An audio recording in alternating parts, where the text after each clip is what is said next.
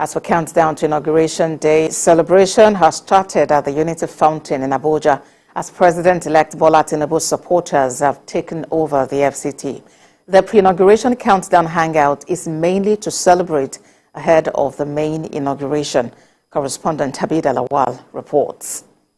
Abuja, the nation's capital, has become a beehive of activities ahead of the presidential inauguration. Bola Tinubu, who was declared winner of the keenly contested February 25th presidential election, is expected to take over from outgoing President Muhammadu Buhari after his inauguration on Monday. A lot of people have relocated to Abuja for a celebration countdown, resulting in a skyrocketing of transportation and hotel prices. Here at the Unity Fountain, supporters of Bola Tinubu have had a daily countdown hangout in celebration of his victory. The Agri-Commodities Association is optimistic of the agricultural policies of the incoming administration. If we get agriculture right, we get our country right. Today we want to prove that yes, agriculture is how we work, agriculture is how we grow, and this is our own opportunity. So this is the Agbado revolution. This is the Agbado evolution. This is the beginning of greatness for rural Nigeria and for all of Nigerian farmers. Another group from the southeast region, Igbokwenu for Tinubu Shetima, is also celebrating the inauguration.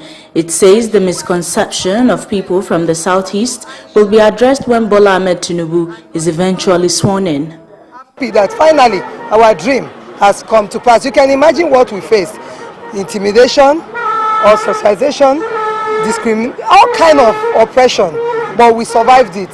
So we are here to say thank you, God, for making this day possible, and we are celebrating our father and our mothers again, to say as they come on board, we know we had promised the people, especially for gender inclusion, especially for youth inclusion, especially to ensure that the country is going to run in a way that everyone will be happy, and bringing unity through federalism back to Nigeria. That we have promised the people, and together we will join them to ensure that these same promises come to pass. Already, security forces have stepped up their presence in the nation's capital as people continue to troop in for the inauguration event.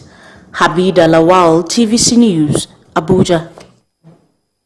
The Nigerian Social Development Secretariat has called on President-elect Bola Tinubu to focus on the issue of youth unemployment and women participation in governance. Head of the Secretariat, Hadiza Kabir, made this call during an inspection of the vehicles that will be used to convey guests to the inauguration venue. Habida Lawal again reports. Every election in any country is unique in its own way and comes with its own twists and lessons for the student of history to learn from. The 2023 general election in Nigeria is no different. It was one of the most interesting elections many young Nigerians have witnessed in a very long time. The lessons in the 25th February presidential election will forever be registered in the hearts of many, from President Muhammadu Buhari losing his own state to the incoming President Bola Tinubu also losing his state to a third force. About 7 sitting governors lost their senatorial elections. Perhaps the most significant lesson is the massive political participation of the youth, who hitherto had been apolitical.